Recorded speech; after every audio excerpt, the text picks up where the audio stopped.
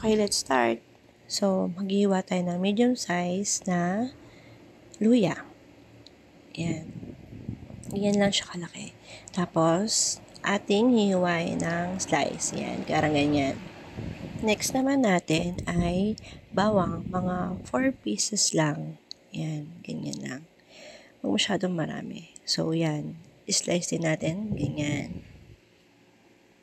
Then, next ay onion. Dapat isang malaki, pero since wala ko nun, 2 medium or small size na lang. So, pwede na yan, carry na yan.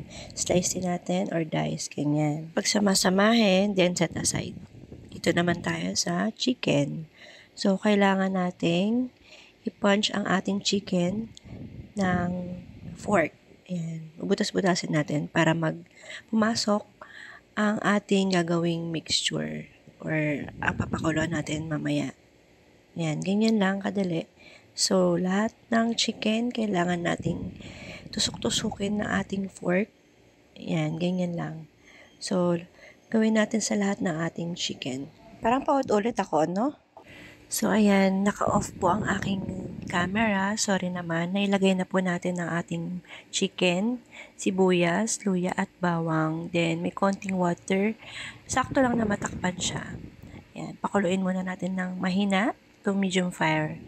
Sa isang bowl, maglalagay tayo ng star anise. Mga 2 piece lang kasi mag-empower masyado yung kanyang lasa. And then, mga 1/2 tablespoon ng whole peppercorn. Ayan. And then, depende po sa inyo kung gusto nyo matamis. Pero sa akin po, sakto na ang 3 tablespoon ng brown sugar. Pwede rin namang white sugar.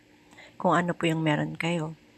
And then, mga 3 to 4 pieces ng dahon ng laurel. Ayan, pampalasa. And then, maglalagay tayo ng toyo. So, tantiameter na ginagamit ko, 1/2 cup to 1 cup lang yan ng toyo. Ano ba yan? Naloko na. And then, 1/2 cup ng suka. Medyo naparami lang dyan. So, kaya na yan. Hindi naman matatanggal yan. Ayan. So, ang gagawin natin dyan, imimix lang natin ng konting tubig, and then halo-halo para medyo matunaw ang ating sugar. Ganyan lang. So, imimix na natin ang ating nagawang mixture sa ating chicken. So, nakita nyo, meron pang natirang sugar. Yan. Tutunawin lang din natin yan yung tubig dyan sa mismong kaserola. Yan, rice cooker yan ang ginamit ko kasi wala akong kaserola. Sorry guys, purita pa ang lola nyo. Ayan, yun lang. So, tatakpan lang natin yan ng mga 15 to 20 minutes pakuluin. So, na-separate kawali.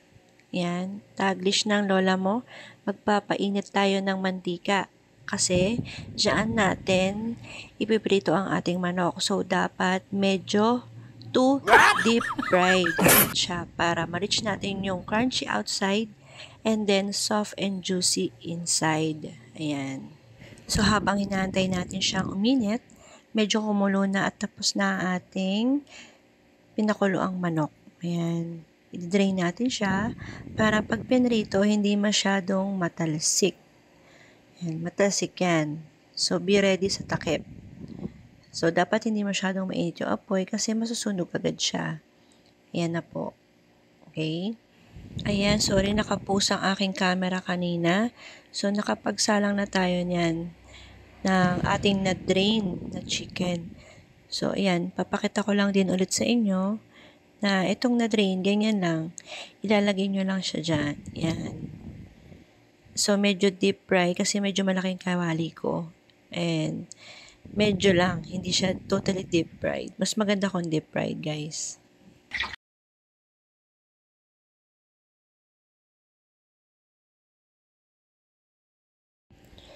So, ayan, paisa-isa yung lagay ko kasi matalamsik talaga siya. Ayan, medyo may pagputok pa dyan. Ayan.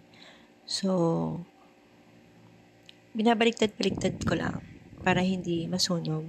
And then, huwag nyo palang hayaang masunog siya kasi medyo, alam niyo yun, hindi na siya ganun kasarap. Pag nakita nyo lang na medyo dark or golden na yung outside skin part, ayan, okay na yan.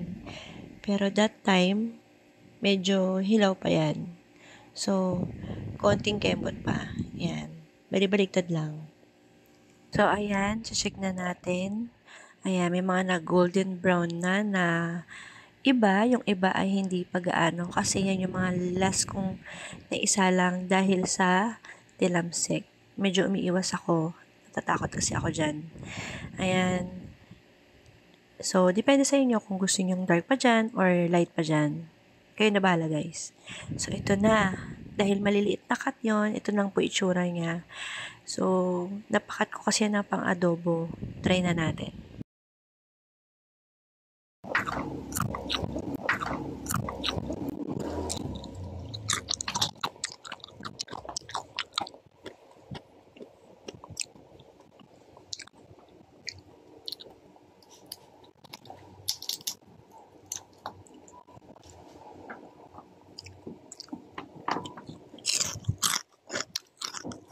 So, yan na po yung ating first batch. Thank you for watching po. Salamat.